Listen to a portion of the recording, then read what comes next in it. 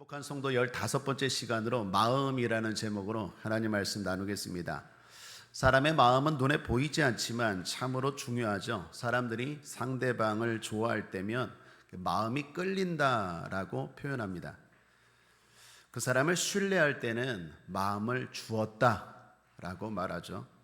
반대로 그 사람에 대한 확신이 없을 때는 마음이 흔들려라고 말합니다.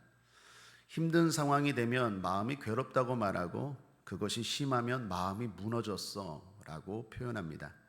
또한 걱정이 생기면 마음에 걸려 해결되면 마음이 놓인다 말하죠. 안전함을 느낄 때는 마음이 든든해. 불안할 때는 마음을 잡을 수가 없어. 이처럼 사람은 마음에 의해 큰 영향을 받습니다. 발명왕 에디슨이 한 말이라고 하죠. 마음이 지옥을 천국으로 만들 수도 있고 천국을 지옥으로 만들 수도 있다. 결국 성공도 마음 먹기에 달려 있다라는 이야기겠죠. 에디슨의 간증일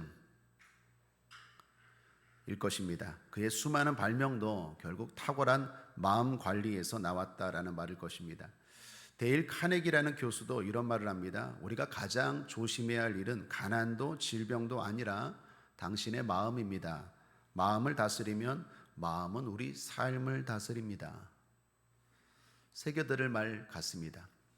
이런 가르침은 성경도 예외가 아닙니다. 성경도 마음이 얼마나 중요한지에 대해서 강조하고 있습니다.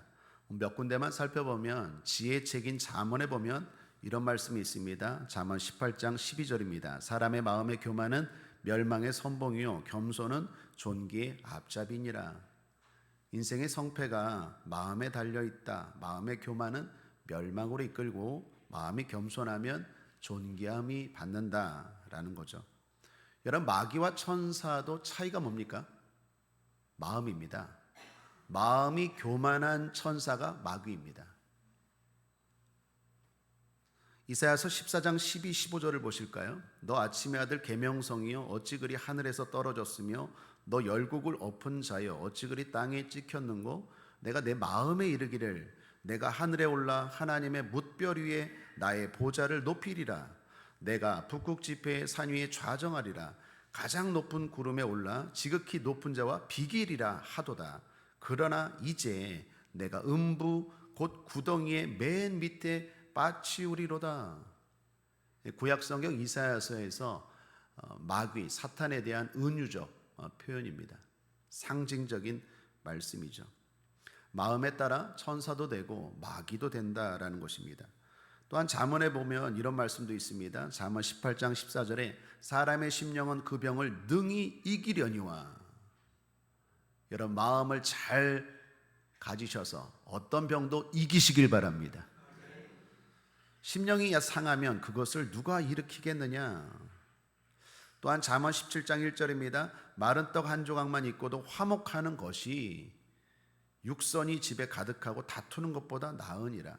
화목해서 마음이 평안한 것이 물질적으로 풍성한 것보다 훨씬 더 낫다라는 거죠.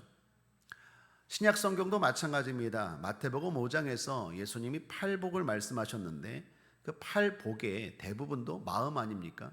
심령이 가난한 자가 복이 있나니, 애통하는 자가 복이 있나니, 마음이 청결한 자가 복이 있나니, 그 대부분 다 마음에 대한 이야기예요. 마음이 중요하기에 마음을 복받은 자가 진짜 복이다라는 거죠. 또한 누가복음 8장에서 씨 뿌리는 비유를 주님 말씀하시죠. 이 씨 뿌리는 비유는 무슨 메시지입니까? 열매 맺는 삶이에요. 먼저 축복합니다. 여러분 삶에 좋은 열매들이 많이 맺히기를 주님의 이름으로 축복합니다. 우리가 이 땅을 살아가는데 헛수고하면 안 되잖아요. 열매 맺는 삶에 대해서 중요한 관건이 마음임을 주님 강조하시죠. 누가복음 8장 15절에 좋은 땅에 있다는 것은 착하고 좋은 마음으로 말씀을 듣고 지키어 인내로 결실하는 자니라. 하나님의 말씀도 좋은 마음으로 듣고 그리고 그 말씀대로 실천할 때 삶에 열매가 있다라는 거예요. 그러니까 말씀을 많이 듣는 것도 중요하지만 좋은 마음으로 듣는 것이 중요하다라는 것입니다. 이처럼 사람에게 있어 중요한 것이 마음입니다. 일의 성공이나 건강이나 행복에 있어서 무엇보다 마음은 중요한 역할을 합니다. 자, 그런데 예수님을 믿으면 좋은 이유 중 하나가 뭡니까? 이 중요한 마음이 달라진다라는 거예요. 앞서 불렀던 찬송가 495장 내 영혼이 은총 입어, 거기 후렴 부분에 주 예수와 동행하니 그 어디나 하늘나라. 마음이 달라져야 그 어디나 하늘나라. 때로는 부할 때도 있고 가난할 때도 있고, 때로는 내 계획대로 될 때도 있고 안 될 때도 있지만 주님을 믿으면 그 어디나 천국의 삶이 된다라는 것입니다.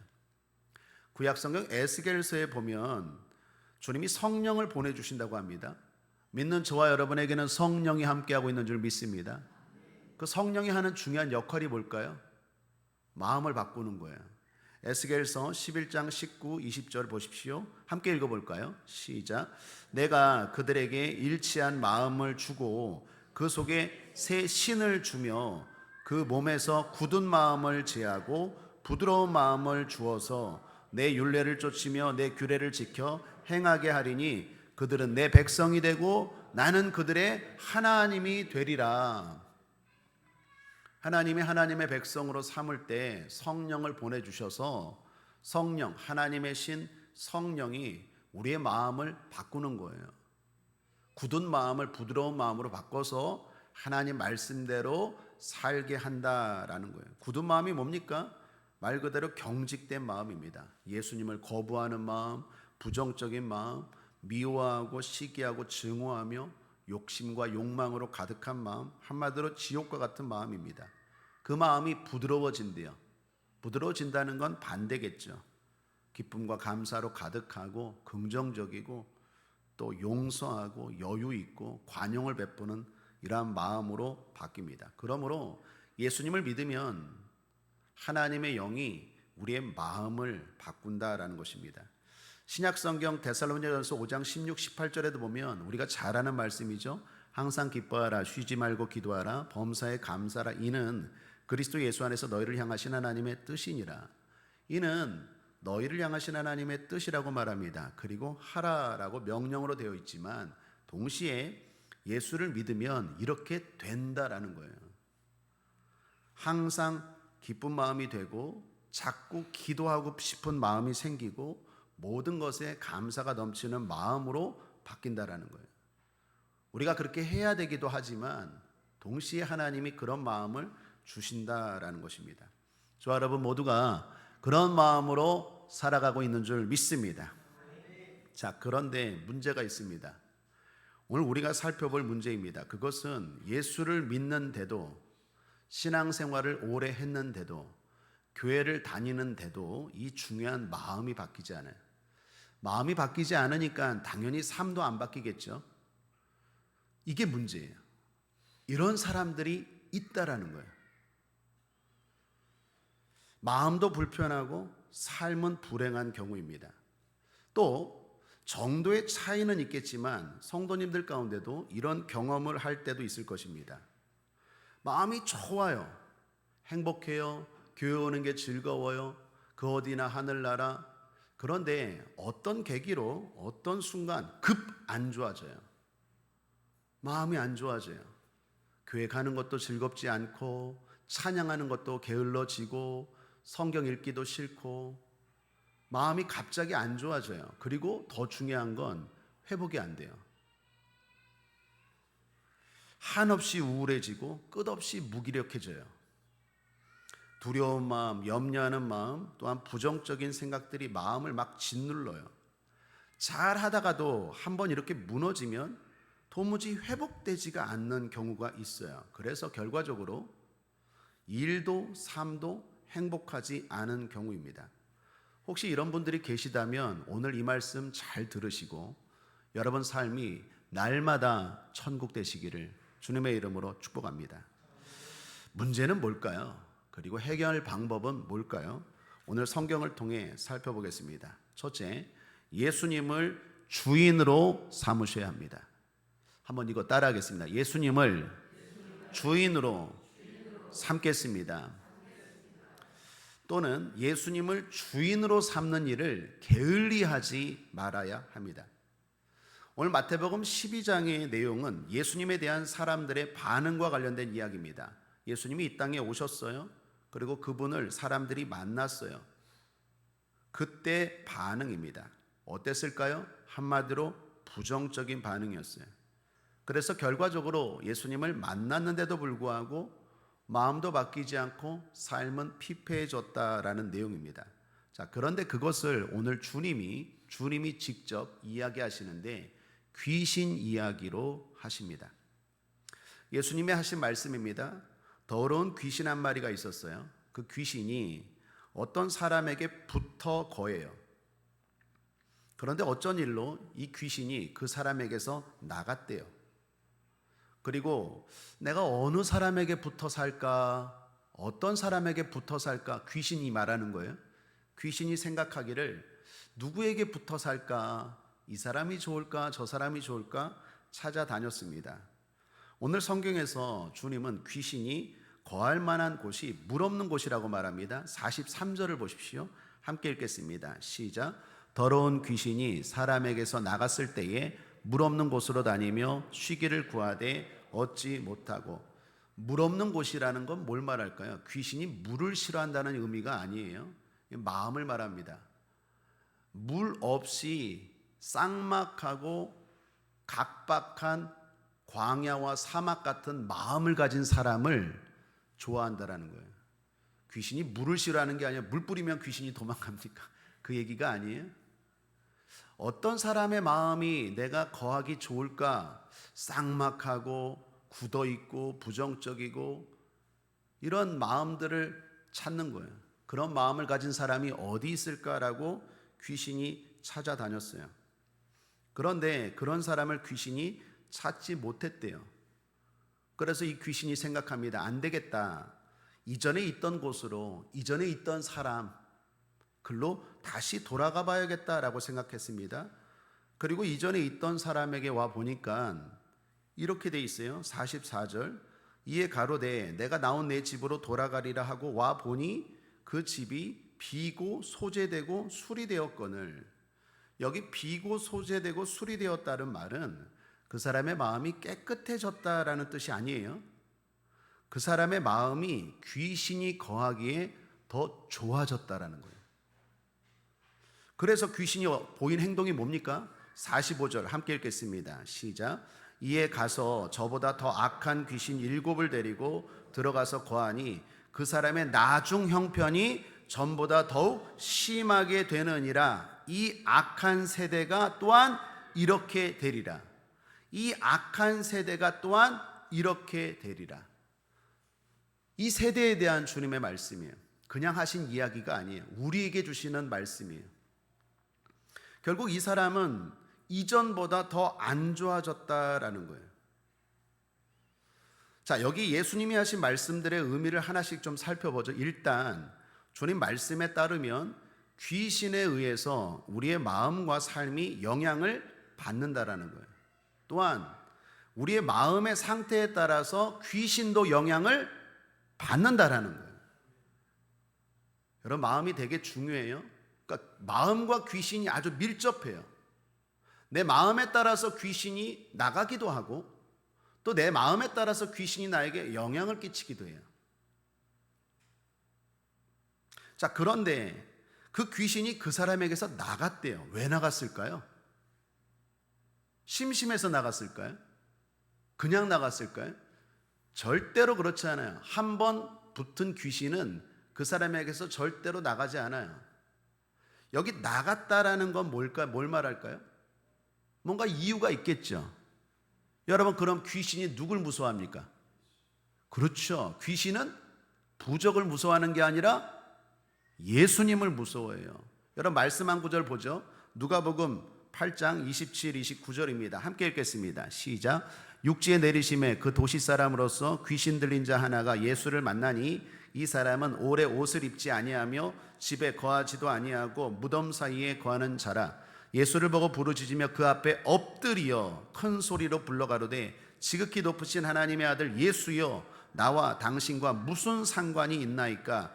당신께 구하노니 나를 괴롭게 마옵소서 하니 이는 예수께서 이미 더러운 귀신을 명하사 이 사람에게서 나오라 하셨습니다. 이 사람에게서 나오라 하셨습니다.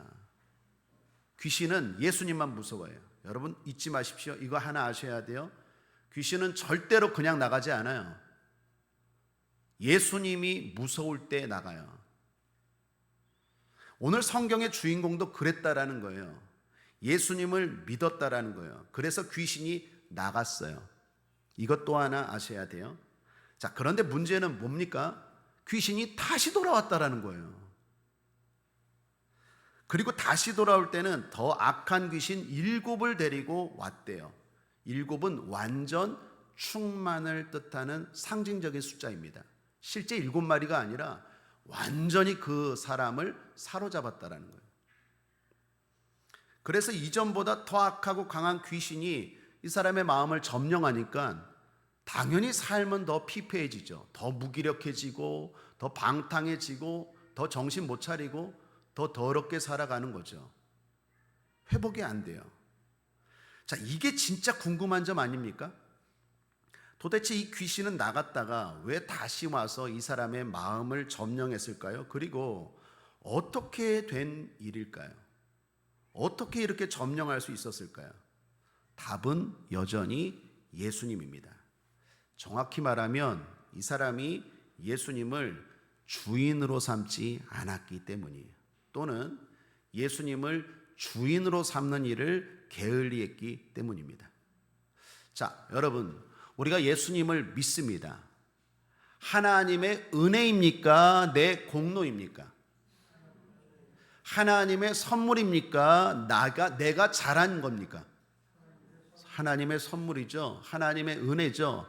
주님이 저와 여러분 가운데 찾아오셔서, 이 죄 많은 저와 여러분 가운데 찾아오셔서 믿음을 주시고 하나님의 자녀 삼아 주신 줄 믿습니다. 에베소서 2장 8절 9절 보십시오. 너희가 그 은혜를 인하여 믿음으로 말미암아 구원을 얻었나니 이것이 너희에게서 난 것이 아니요 하나님의 선물이라. 행위에서 난 것이 아니니 이는 누구든지 자랑치 못하게 함이니라.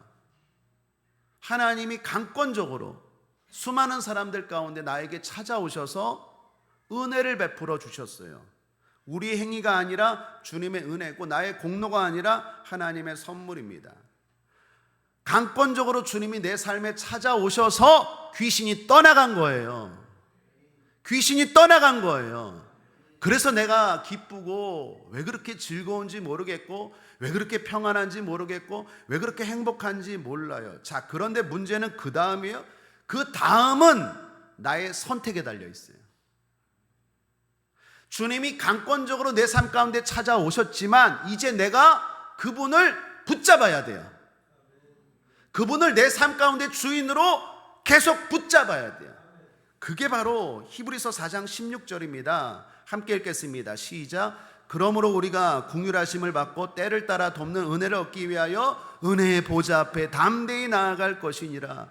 때를 따라 은혜의 보좌 앞에 담대히 나아간대요. 이 말은 뭐 예배를 잘 드려라 라는 얘기가 아니라 실질적인 의미는 그 은혜의 주님을 이제 순간순간 붙들라는 거예요.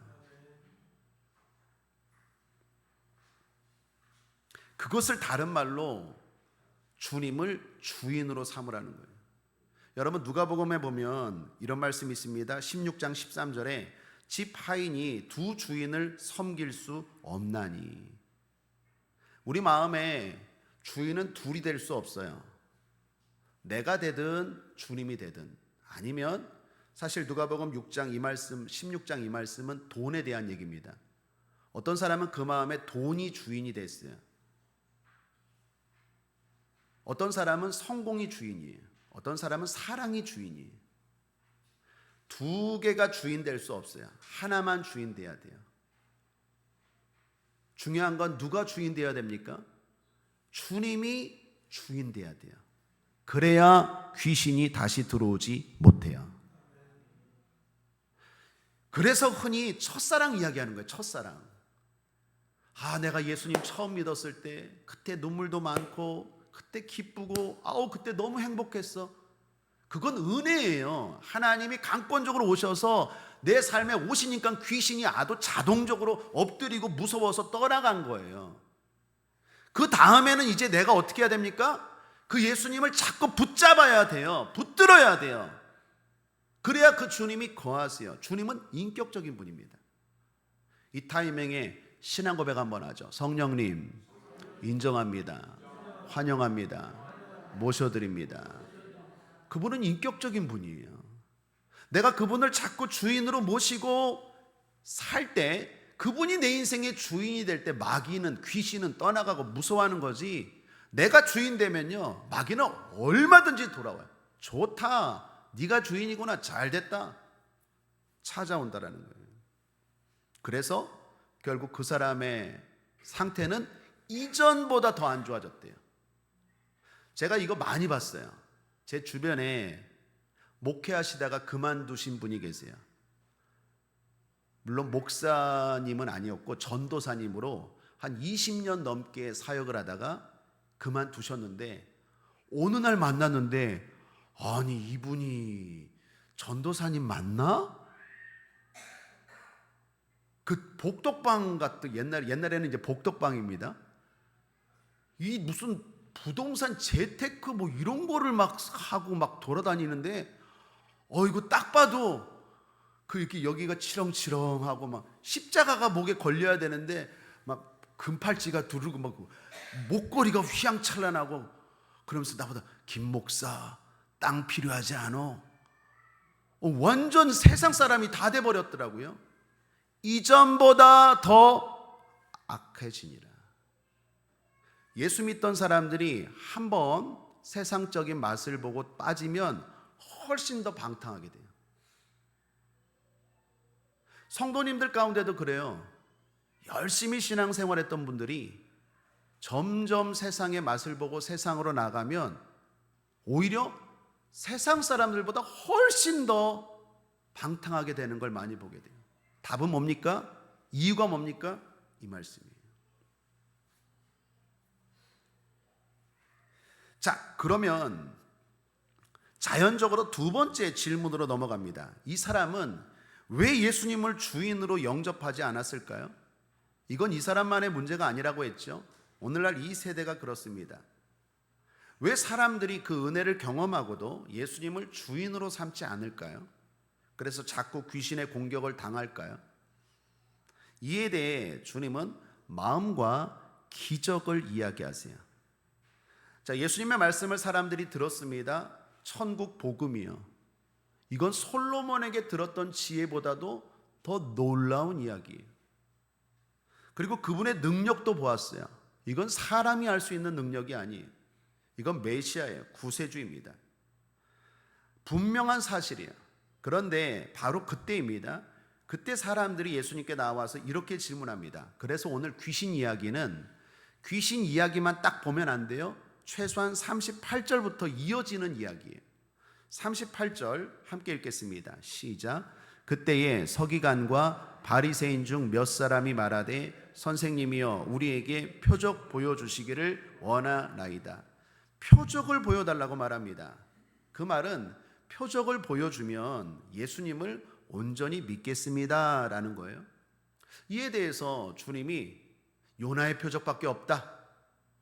39절 예수께서 대답하여 가라사대 악하고 음란한 세대가 표적을 구하나 선지자 요나의 표적밖에는 보일 표적이 없느니라. 요나의 표적은 부활의 표적을 말합니다. 요나 이야기 아시죠? 요나가 고래 뱃속에서 3일 동안 있다가 다시 살아났죠. 그게 하나의 표적이에요. 예수님에 대한 표적이에요. 예수님의 어떤 일에 대한 부활. 예수님도 죽으시고 3일 만에 부활하신 줄 믿습니다. 부활보다 더 큰 표적이 어디 있습니까? 여러분, 이 땅에 죽었다가 살아난 사람이 누가 있습니까? 없죠. 오직 성탄절과 부활절을 지키는 종교는 기독교밖에 없는 줄 믿습니다. 어떤 종교가 부활을 이야기합니까? 예수님만이 부활은요, 그분이 구세주라는 가장 확실하고 분명한 증거고 표적인 줄 믿습니다. 그런데 이런 생각이 들어요. 그래도 주님 좀 기적을 보여주시면 사람들이 믿겠다는데,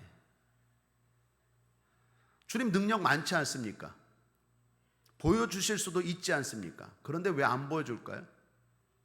저도 그래요. 제가 일전에도 한번 이야기했죠. 주님 딱 한 번만 저기에서 여기까지 붕 떠서 이렇게 좀 오게 해주세요. 그럼 우리 성도들 그냥 눈이 번쩍번쩍번쩍 이렇게 걸어 올라오지 않고 그냥 붕 떠서 이렇게 이렇게 딱 무슨 영화 같은 거 보면 붕 떠서. 근데 지금 8년 동안 한 번 안 들어주시네. 그거 한 번만 들어주시면 어떻게 될까요? 여러분 자녀들 다 교회 나올 줄 믿습니다. 아닌가요? 여러분 부모님들 다 교회 나올 줄 믿습니다. 아닌가요? 왜 주님 능력을 보여주실 수도 있는데 안 보여주실까요? 이유는 두 가지. 하나는 작은 이유, 또 하나는 진짜 큰 이유. 작은 이유는 여러분 표정을 보니까 답을 알고 있는 것 같아요. 기적을 본다고 믿지 않아요. 기적을 보면 또 기적을 원해요. 제가 만약 저기서 붕 떠서 여기 딱 오잖아요. 그러면 그 다음 주는 목사님 다른 거 또는 그런 기적 있으니까 나에게도 기적을 베풀어 주세요. 내 질병 치료해 주세요. 내 문제 해결해 주세요. 질병을 치료하고 문제를 해결하는 게 나쁘다는 게 아니라 자기가 안 바뀌어요. 사랑 여러분, 내가 예수를 믿어야 될 줄 믿습니다. 예수를 믿고 천국을 가고 구원을 받아야 되는데 그거에 맞들이면 날마다 교회 오는 목적이 문제 해결이에요. 이번에는 이 문제, 이번에는 질병, 이거에 늘 하고 믿음은 생기지 않는 거예요. 여러분 믿음이 생겨야 돼요. 믿음이 복 중에 복인 줄 믿습니다. 믿음이 복 중에 복이잖아요. 죽으면 끝이 아니잖아요. 그런데 기적을 자꾸 체험하면 믿는 것 같지만 믿는 게 아니라 기적을 사모하는 거예요. 그래서 주님이 안 하시는 거예요. 근데 이건 작은 이유라고 생각해요. 진짜 근본적인 이유, 큰 이유는 뭘까요? 시점이에요. 시점. 여러분 오늘 이 사람을 보십시오. 시점. 예수님이 표적을 보여주실 수도 있는데 안 보여주신 건 그동안 많이 보여주셨기 때문이에요. 그런데도 믿지 않고 계속 표적만을 구하기 때문이에요. 여러분 오늘 12장도 보십시오. 13절을 보세요. 13절 함께 읽겠습니다. 시작. 이에 그 사람에게 이르시되 손을 내밀라 하시니 저가 내밀매 다른 손과 같이 회복되어 성하더라. 예수님이요 성전에서 손 마른 사람, 손이 아주 심하게 다친 사람을 기적적으로 치료해 주셨어요. 기적을 베풀었어요. 표적을 보여주었잖아요. 사람들의 반응입니다. 14절 함께 읽겠습니다. 시작. 바리새인들이 나가서 어떻게 하여 예수를 죽일고 의논하거늘. 헐. 표적 보여줬는데 반응이 뭐예요? 예수를 믿습니까? 아니요. 예수를 죽일고 의논하거늘. 15절도 보면 예수께서 아시고 거기를 떠나가시니 사람이 많이 쫓는지라 예수께서 저희 병을 다 고치시고. 어떻게 고치시고? 다 고치시고. 다 고치시면 그만큼 기적과 표적을 많이 보여줬다라는 거예요. 예수님을 믿을 이유는 충분해요. 표적이 없어서 기적이 없어서 안 믿는 게 아니라고요. 사실 예수님이 기적을 안 보여주셔도 돼요. 부활의 기적만으로도 예수님을 믿을 이유는 충분해요. 그럼에도 불구하고 우리 주님 사랑하셔서 각 사람들마다 예수가 구세주라는 것, 예수를 믿을 충분한 이유를 주신 줄 믿습니다. 저는 우리 목회하면서 우리 성도들 삶 가운데 최소한 10번 이상은 주님이라는 기적과 응답과 표적을 보여주셨다고 믿어요. 어떤 사람은 병 고침으로, 어떤 사람은 문제 해결로. 안 보여주셔도 돼요. 그런데 부활 그거 하나만으로도 돼요. 그런데 우리 주님은 사랑하셔서 모든 사람에게 분명히 기적을 보여주셨을 거예요. 다 고치시니라. 그걸 다 보고 나서 이렇게 얘기하는 거예요. 또 요구하는 거예요. 이번에 보여주시면 믿을게요. 주님 뭐라고 말합니까? 악하고 음란한 세대가 표적을 구하느니라. 그 말은 표적만 구한다라는 거예요. 도무지 믿지를 않는다는 거예요. 여러분, 어떤 남녀가 있었습니다. 여자가 말합니다. 나 사랑해. 그랬더니 남자가 말합니다. 사랑하지. 그래서 선물을 줬어요. 반지를 선물했습니다. 근데 다음날 여자가 말합니다. 나 사랑해. 그 남자가 말합니다. 사랑하지. 그러면 증거를 보여줘봐. 그래서 남자가 이번에는 다른 선물 비싼 걸 또 줬어요. 그런데 그 다음날도 똑같은 상황이 벌어져요. 그래도 이 남자가 착해요. 인내심이 많습니다. 그래서 여자를 사랑한다는 증거로 많은 사람들이 모인 지하철역에서 난 누구누구를 사랑한다 라고 크게 외쳤어요.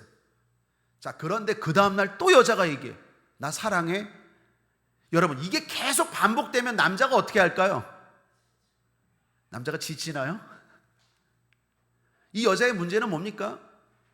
이제 결혼해야지요. 그만큼 봤으면, 그만큼 증거 확인했으면 이제 내가 바뀌고 내가 이제 신부가 되고 결혼해야죠. 언제까지 맨날 나 사랑해, 나 사랑해, 그런 표적 보여줘봐, 그런 병 고쳐줘봐, 그런 문제 해결해줘봐. 이건 사랑이 아니죠. 이 남자는 너 나 안 사랑하는구나, 그렇게 생각하지 않겠습니까? 오늘 주님 말씀도 동일하다라는 것입니다. 결국 사람들이 예수님을 주인으로 삼지 않는 진짜 이유는 예수님이 구세주라는 증거가 부족해서가 아니라는 거예요. 예수님을 주인으로 모실 이유는 충분합니다. 부활이 가장 큰 증거고 그 증거를 날마다 봤어요. 그러므로 사랑하는 여러분, 어떻게 해야 됩니까? 증거가 부족한 게 아니라 이제 내가 결단을 해야 돼요. 날마다 예수님을 내 삶의 주인으로 모셔야 돼요. 그렇지 않으면 귀신은 또 와요. 귀신의 특징 중에 하나가 뭔지 아십니까? 부지런해요. 쉬는 날이 없어요. 귀신은 쉬는 날이 없어요. 우리는 일주일에 한 번 예배를 드리지만 귀신은 날마다 순간순간마다 우리를 공격하려고 해요. 그래서 주일 예배는 한 번 당연히 드려야 되지만 날마다 여러분들이 예수님을 주인으로 모시는 일을 하지 않으면 어느 순간 마귀는 내 삶 가운데, 내 마음 가운데 들어와서 또 온갖 내 마음을 다 허틀어 놓고, 당연히 마음이 무너지면 삶은 당연히 무너지게 돼 있어요. 그래서 주님 이렇게 말씀합니다. 누가복음 9장 23절 함께 읽겠습니다. 시작. 또 물에게 이르시되 아무든지 나를 따라오려거든 자기를 부인하고 날마다 제 십자가를 지고 나를 쫓을 것이니라. 날마다가 포인트입니다. 일전에 교회에서 한 집사님이 남성분을 전도하셨습니다. 젊은 분인데 마음이 많이 무너지신 분이었어요. 그래서 일도 안 하고 세월을 허비하며 살고 있었어요. 부모님은 연로하신데 이 아들 때문에 걱정이 이만저만이 아니었습니다. 그런데 이 아들이 전도를 받고 우리 교회에 나오게 되었어요. 은혜를 받았습니다. 그분 표현으로 말하면 완전 다른 세상을 경험했대요. 그래서 당장 그 다음 날부터 이분이 새벽 기도를 하시고 남성교회에 들어가서 봉사도 했어요. 당연히 그분 모습에서 활기가 느껴지고 행복한 모습이 보였어요. 그렇게 열정적으로 사니까 부모님도 이 아들을 적극적으로 밀어줬어요. 그래서 이분이 조그만 화환 있죠, 꽃 장사도 시작했습니다. 사업이 그렇게 크지는 않아도 즐겁게, 그리고 무엇보다 행복하게 사업을 했어요. 그리고 결혼도 했습니다. 물론 나이가 조금 있었어요. 세월을 그동안 많이 허비했어요. 그래서 40대 중반이 넘어서 소개로 외국분하고 결혼해서 그래도 행복하게 잘 살았어요. 그런데 이분이 어느 순간부터 삶이 흔들리기 시작하는 거예요. 일도 그렇게 열심히 하지 않고 불평과 불만도 많아지고 다시 옛날로 돌아가는, 부부싸움 맨날 하고 술 먹고 이전보다 더 심하게 돌아간 거예요. 막 술에 취하면 아내를 폭력하지 하고. 자, 그때 제가 그 지역에 담당 목사로 가게 됐어요. 딱 그분의 문제를 보니까 이거예요. 오늘 말씀. 그래서 제가 권면을 들었어요. 주님이 형제 가운데, 은혜 가운데 찾아왔지만 형제가 그 주님을 붙들어야 돼요. 내가 그 주님을 주인으로 자꾸 붙들어야 되지, 그렇지 않으면 귀신이 또 옵니다. 그래서 이 말씀 드리고 주인으로 모시라고 권면하고 매주 기도해주고 사랑을 베풀었어요. 다행히도 순종하셔서 지금은 다시 사업도 잘하고 꽃장사 잘하고 잘 살고 계십니다. 사랑하는 여러분, 내가 예수님을 주인으로 모시는 결단을 날마다 해야 될 줄 믿습니다.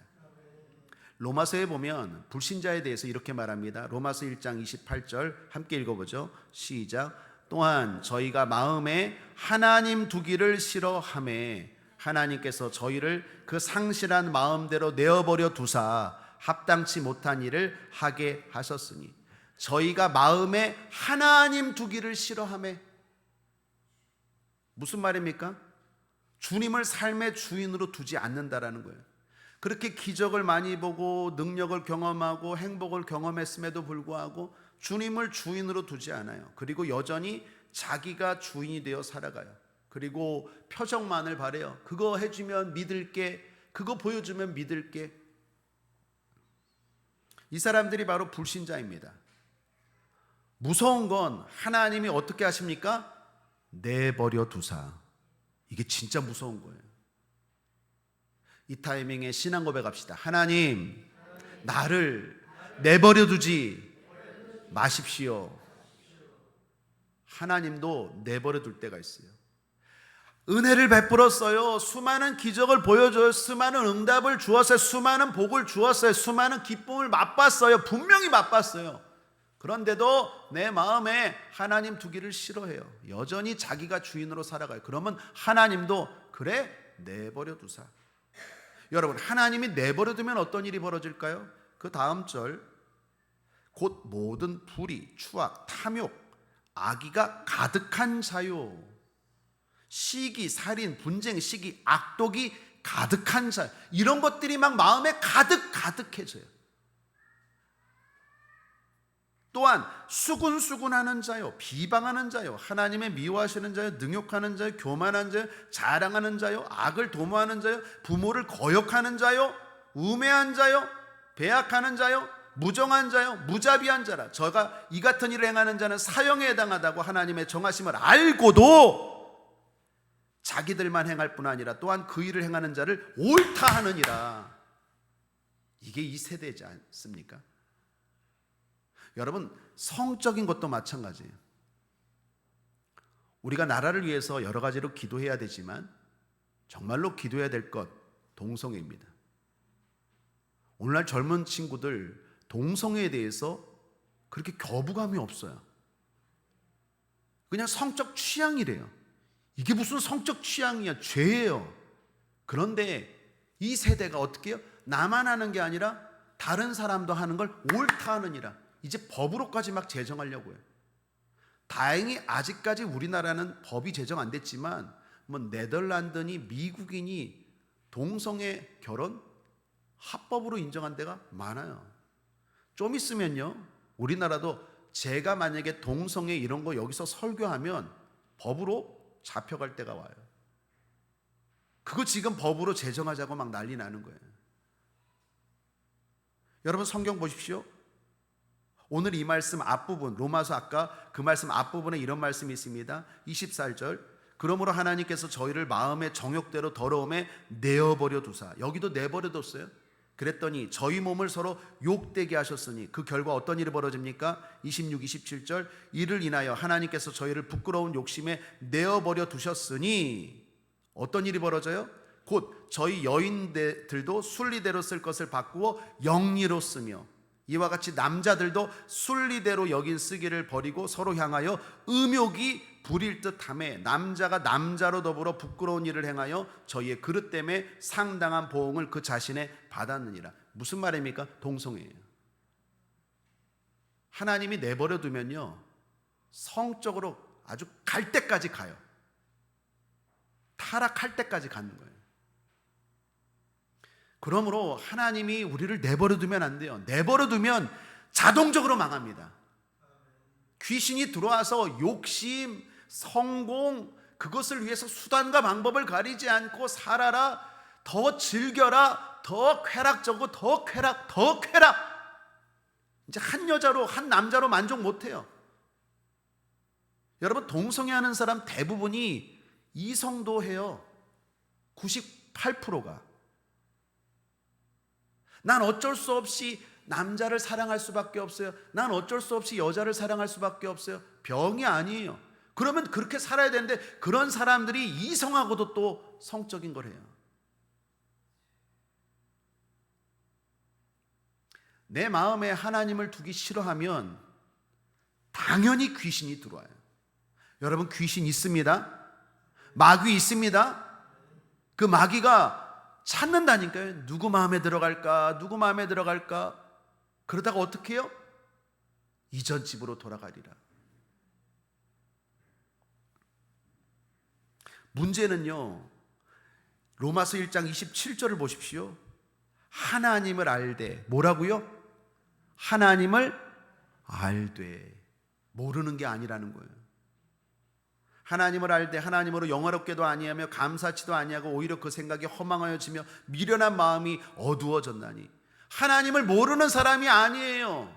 하나님을 알아요. 증거를 봤어요. 은혜를 맛봤어요. 그런데도 그 마음에 하나님 두기를 싫어해요. 게을리해요. 자꾸. 그러니까 귀신이 자꾸 들어와서 이상한 생각, 이상한 마음, 사람이 완전 달라지고 있어요. 달라지고 있어요. 이제 갈 때까지 가는 거예요. 바닥이라고 생각했는데 더 바닥으로 떨어지는 거예요. 바닥인 줄 알지 지하실도 있어. 하염없이 이 사람이 과연 진짜 옛날 그 전도사님 맞아? 그 신실한 집사님 맞아? 그 신실한 권사님 맞아? 할 정도로 이전보다 더 형편이 악해지니라. 왜요? 귀신이 달라졌어요. 귀신이 친구들까지 데리고 와서 완전히 그 사람을 사로잡기 때문에. 그러므로 내가 내 인생의 주인이 되어 내 마음대로 살아가면 귀신이 역사합니다. 내 마음대로가 아니라 말씀대로 살아야 돼요. 시편 69편 32절에 하나님을 찾는 너희들아 너희 마음을 소생케 할지어다. 소생케라는 말은 주님을 주인으로 모시고자 하는 마음을 가지라라는 거예요. 하나님의 도움을 바랍니까? 그러면 주님을 주인으로 모시는 마음을 가지십시오. 내 마음에 자꾸 하나님을 두기를 싫어하면 안 돼요. 시편 57편 7절입니다. 하나님이여 내 마음이 확정되었고 내 마음이 확정되었사오니 내가 노래하고 내가 찬송하리이다. 마음을 확실히 잡으시길 바랍니다. 어떻게 잡습니까? 주님을 주인으로 모시기로 잡으셔야 돼요.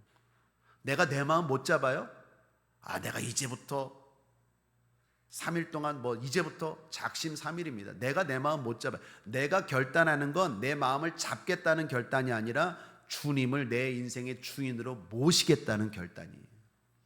자, 그러면 이제 마지막 자연적으로 세 번째로 넘어가죠. 주님이 어떻게 할 때 내 마음에 내 삶의 주인이 되실까요? 고백할 때? 맞습니다. 자꾸 고백하십시오. 주님 인정합니다. 환영합니다. 모셔드립니다. 의지합니다. 고백하십시오. 그럴 때도 주님이 주인으로 들여오십니다. 그런데 대표적인 게 뭔지 아십니까? 말씀 실천입니다. 말씀을 실천할 때, 말씀 앞에 순종할 때 그게 주님을 주인으로 모시는 일이에요. 그래서 다시 강조합니다. 마음 가는 대로 행동하지 말고 말씀 가는 대로 순종하셔야 돼요. 내가 말씀을 실천하기 시작할 때 주님이 내 인생의 주인이 되는 거예요. 한 집사님이 상담을 하셨어요. 자꾸 목사님 기쁨이 없어지고 자꾸 걱정이 찾아와요. 제가 이 말씀 근거로 이렇게 얘기했어요. 집사님, 일단 성경을 어떻게 읽으세요? 그랬더니 안 읽는데요. 솔직히 안 읽는데요. 그래서 새벽 기도도 힘들고 성춘 기도도 힘들지만 못 나오지만 그분이 일을 하세요.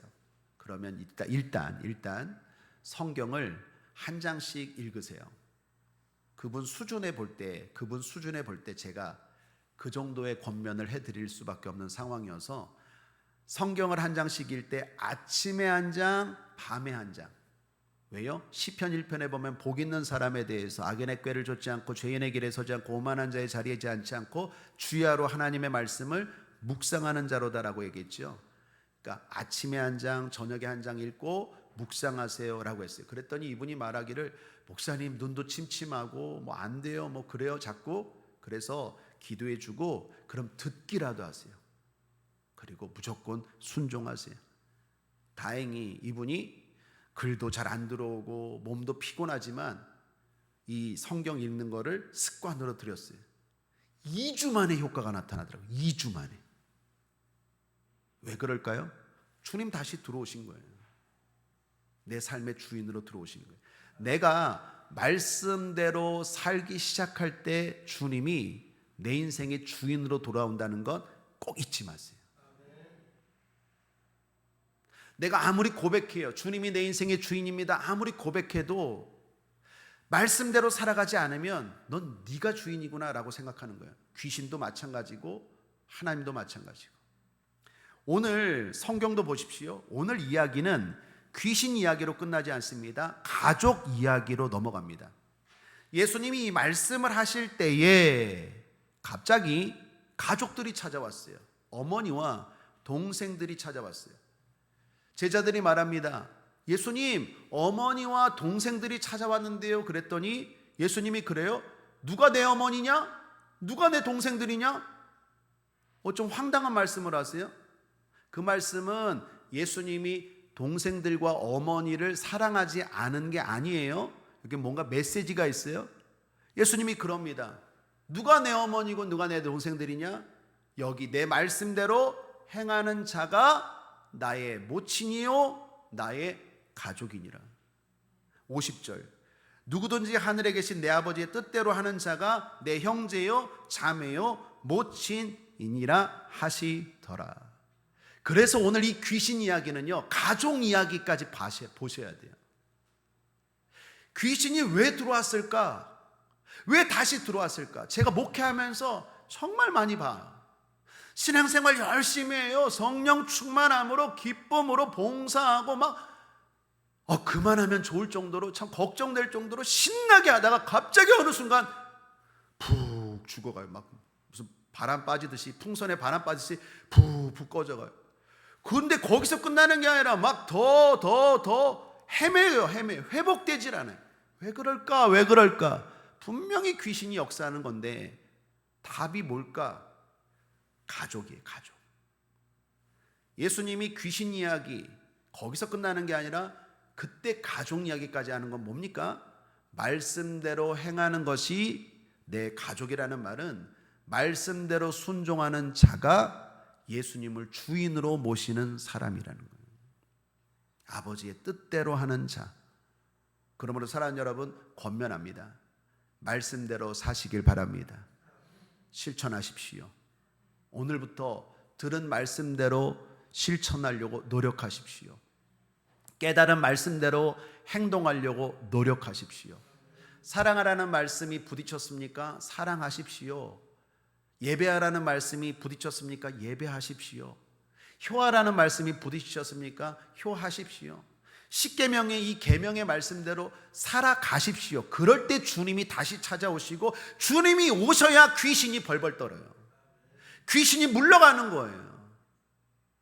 그러므로 오늘부터 다시 말씀을 실천하시길 바랍니다. 그렇게 할 때 오히려 따라오는 기적과 표적과 역사가 있을 거예요. 내가 표적을 보고 믿는 자가 아니라 내가 믿는 자가 될 때 표적은 따라올 거예요. 끝으로 함께 읽겠습니다. 마가복음 16장 17절입니다. 시작.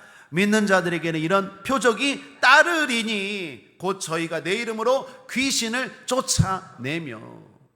표적을 보고 믿으려고 하지 말고 믿을 때 표적이 따라온다는 것, 귀신도 물리칠 수 있다는 것 기억하시고 예수님을 주인으로 모시길 바랍니다. 끝으로 오늘 말씀 가운데 끔찍한 말씀 하나가 있어요. 귀신이 한 말입니다. 귀신이 뭐라고 말합니까? 44절에 이에 가로되 내가 나온 내 집으로 돌아가리라. 내 집으로 돌아가리라. 여러분의 마음은 어떻습니까? 혹시 귀신이 여러분 보고 내 집이라고 말합니까? 한번 따라하겠습니다. 귀신아, 끔찍한 소리 하지 말라. 뭐라고 귀신이 말합니까? 끔찍하지 않은데, 너 내 집인데, 아주 나는 너 거하기 편한데, 이거 얼마나 끔찍한 말입니까? 저와 여러분에 대해서 내 집으로 돌아가리라. 얼마나 끔찍한 말입니까? 저와 여러분의 마음은, 저와 여러분의 삶은 귀신의 집이 아니라 주님이 거하시는 집 되시길 바랍니다. 그래서 날마다 천국의 삶 누리시기를 주님의 이름으로 축복합니다. 말씀을 정리합니다. 행복한 성도는 무엇보다 마음이 행복해야 합니다. 예수님을 믿으면 제일 먼저 마음의 행복이 임합니다. 그리고 삶에도 행복이, 축복이 당연히 찾아옵니다. 그런데도 여전히 불편하고 불행하다면 주님에 대한 나의 믿음을 살펴보아야 합니다. 나의 주인은 지금 누구입니까? 주님은 많은 표적과 증거를 보여주셨습니다. 이제 그 은혜를 나의 믿음으로 옮겨야 합니다. 그렇게 하지 못하는 건 경험이 부족해서가 아니라 결단하지 못해서입니다. 날마다 예수님을 주인으로 삼으려고 결단하십시오. 그럴 때 내 마음에서, 내 삶에서 귀신이 떠나갑니다.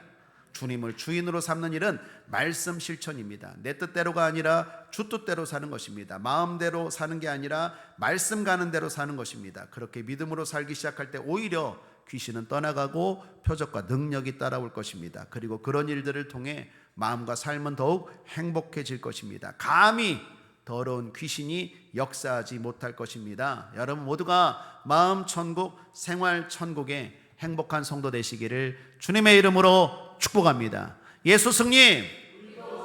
기도하겠습니다. 좋으신 하나님 아버지 감사합니다. 오늘도 우리를 사랑하여 주셔서 함께 하시고 우리의 마음과 삶에 거하시니 감사합니다. 주님이 우리의 주인이십니다. 주님이 나와 동행하십니다. 그러므로 그 어디나 하늘나라고 천국이고 행복이고 기쁨이고 성공이고 축복인 줄 믿습니다. 악하고 더러운 귀신아 예수 이름으로 명하노니 물러갈지어다, 떠나갈지어다. 감사드리며 예수님의 이름으로 축복하고 기도했습니다. 아멘. 말씀을